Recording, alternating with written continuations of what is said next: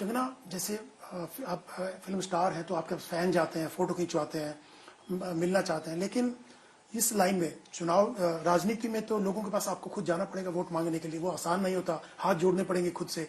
तो कितना आपको लगता है कि ये मुश्किल है ये? देखिए, मैं ये नहीं कहूंगी कि मुश्किल नहीं है।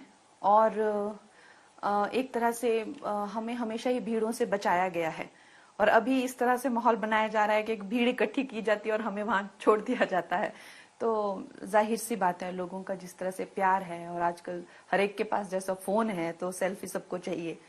और आई थिंक कोविड के बाद तो हर कोई बहुत ज्यादा परस्परता से थोड़ा सा घबरा भी जाते हैं, तो घबराहट होती है। कभी कोई फोन फेस पे ना लग जाए, कोई चोट ना लग जाए, मुझे या किसी और को। धक्का मुक्की बहुत होती है, कई बार हार डालने के लिए आते हैं, वो मुझ पे ही पूरी तरह से गिर जाते हैं। भीड़ को बार बार संभालना, तो दिन में 5-6 इवेंट में जाने के बाद थकान भी बहुत हो जाती है। तो इस तरह की चीजें तो आ रही हैं सामने, और मैं ये नहीं कहूंगी कि उसमें दिक्कत या परेशानी नहीं हो रही है। पर अब देखिए, जैसी जैसी स्थिति होती है वैसे ही इंसान को अपने आप को बदलना पड़ता है। आपके बारे में कहा जाता है कि आप मनमानी करती हैं, अपनी मर्जी से चलती हैं। राजनीति में तो अपनी मर्जी चलना बहुत मुश्किल होता है, लोगों के हिसाब से चलना पड़ेगा आपको। तो क्या उसके हाँ, साथ कर पाएंगे? ये भी मेरे लिए एक बहुत बड़ी चुनौती है। आज तक मैंने मनमर्जी ही की है। और राजनीति में सबसे ज्यादा तो आपको पार्टी के साथ में चलना पड़ता है। उनके एक पूरी पार्टी जो है, एक it's like one body, one organism. तो उनके साथ में आपको कदम से कदम मिलाकर चलना पड़ता है। तो ये भी एक चुनौती है, क्योंकि मैंने अपनी जिंदगी में, जैसे आपने कहा, कभी अपनी ही की है हमेशा। तो ये भी एक अच्छा अनुभव है। उसमें सबसे बड़ी ये बात होती है कि आज तक मैंने मनमानी इसलिए की थी क्योंकि मुझे कभी लगा नहीं कि मुझे अपने से ज्यादा इंटेलिजेंट लोग जिंदगी में मिले हैं। हमेशा मुझे ऐसी फीलिंग हुई कि ये तो कुछ जानते नहीं है, मुझे क्या समझाएंगे। लेकिन जिस तरह की व्यवस्था में अब मैं हूं, ऐसे न जाने कितने लोग हैं, खासकर हमारे यशस्वी प्रधानमंत्री जी, जिनको मैं बहुत ही बड़ा प्रेरणा का एक स्रोत मानती हूँ। और हर तरीके से मैं समझती हूँ कि वो बहुत ही ज्यादा एक एक तरह से ईश्वरीय रूप है। उनसे जितना हो सके हमें सीखना चाहिए, जितना हो सके उनकी गाइडेंस के अंडर काम करना चाहिए। तो इस तरह की भावनाएं जो मुझ में हैं, तो मुझे इस तरह की उनको फॉलो करने में, या पार्टी में और भी बहुत ज्यादा वरिष्ठ नेता हैं, कार्यकर्ता हैं, जो बिल्कुल निस्वार्थ भाव से सेवा कर रहे हैं। वो हर तरह से अवश्य ही मुझसे वो बेहतर हैं, मुझसे वो ज्यादा योग्य हैं। तो उनके अंडर, उनके सुपरविजन में काम करने में मुझे कोई आपत्ति नहीं है। कंगना, विपक्ष का किस नेता से आप प्रभावित है, किसको एडमायर करती हैं? बीजेपी में तो बहुत सारे होंगे, लेकिन विपक्ष में भी कोई नेता है आपको जिसको अभी आपने करतूतें उनकी जिस तरह से आप बता रहे हैं, और जिस तरह से कोई भी वो स्टैंड नहीं लेते हैं महिलाओं के लिए, तो आप मुझे बताइए उनमें एडमायर करने वाली कौन सी बात है? किस बात को लेके उन्हें एडमायर किया जाए? ये पहले मैं कहूंगी, जैसे थे कांग्रेस में, जैसे शास्त्री जी थे, या बहुत पुरानों की बात मैं कर रही हूँ, कहीं हद तक कुछ ना कुछ गुण मैं कहूंगी इंदिरा गांधी जी में भी थे। लेकिन अब तो बिल्कुल ही, जिसे कहते हैं, एक शर्मनाक तरीके से काम होता है, और कोई भी गुण नहीं है। जैसे चलो ठीक है, उन्होंने कुछ गलत काम किए होंगे, कुछ अच्छे भी किए होंगे, लेकिन अब तो एक तरह से खोखली सी और सिर्फ एक बदमाशों की, घोटालेबाजों की पार्टी जो है इकट्ठी हुई हुई है। तो मुझे तो नहीं लगता मैं किसी को, और मैं रिस्पेक्ट किसी को नहीं देती। मैं कहती हूँ मेरी सारी जायदाद ले लो, लेकिन रिस्पेक्ट मैं तुम्हें नहीं दूंगी। रिस्पेक्ट मैं कुछ ही लोगों को देती हूँ जो डिजर्विंग लोग होते हैं।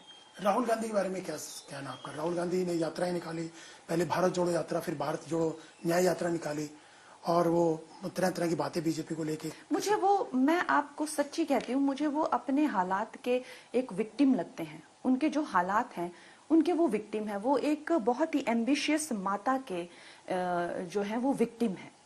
वो अपने, मुझे नहीं लगता वो जितना नाकामयाब उन्हें दुनिया में दिखाया गया है, या बताने की कोशिश की गई है, इतने नाकामयाब वो हैं। मुझे लगता है उन कुछ और वो जिंदगी में करते। जैसे हमने 3 इडियट के जैसे फिल्में देखी हैं, बच्चे खुद परिवारवाद के शिकार होते हैं। ऐसा नहीं है कि सिर्फ आउटसाइडर्स ही उनके शिकार होते हैं, वो खुद भी शिकार हो जाते हैं। वो शिकार मुझे लगता है राहुल गांधी हैं। वो कुछ और करते, किसी और, हो सकता है उनको एक्टिंग करनी हो, क्या पता। आप उनका जिस तरह से सब, वो एक्टर बन सकते हैं, वो डेफिनेटली।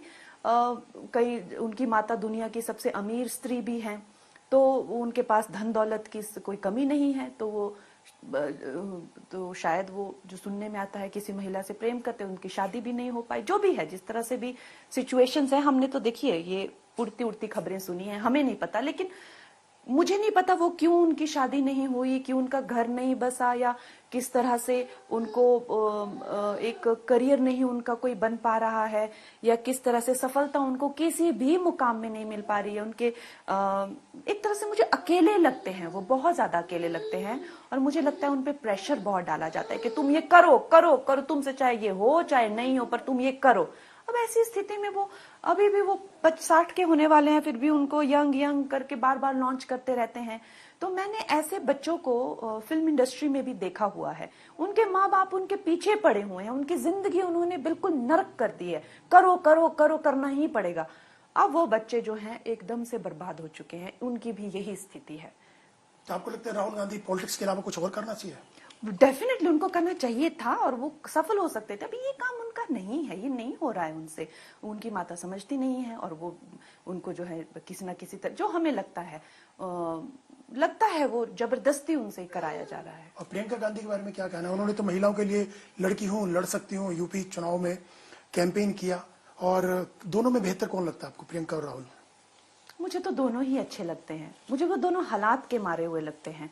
मुझे लगता है उनकी माता को उन्हें इस तरह से टॉर्चर नहीं करना चाहिए। मुझे जो लगता है, मैंने कहा मैं कोई नेता नहीं हूं, मैं एक प्रत्याशी हूं, अभी मुझे जो है वो, तो मुझे ये सब राजनीतिक लैंग्वेज आती नहीं है। मैं आपको एक साधारण लैंग्वेज में बता रही हूँ, जो कि एक महिला को लग रहा है बाहर से देख के। मुझे लगता है वो अच्छे बच्चे हैं, उनको जो करने देना चाहिए था, सुखी जिंदगी जीने देनी चाहिए थी, लेकिन वो नहीं हुआ।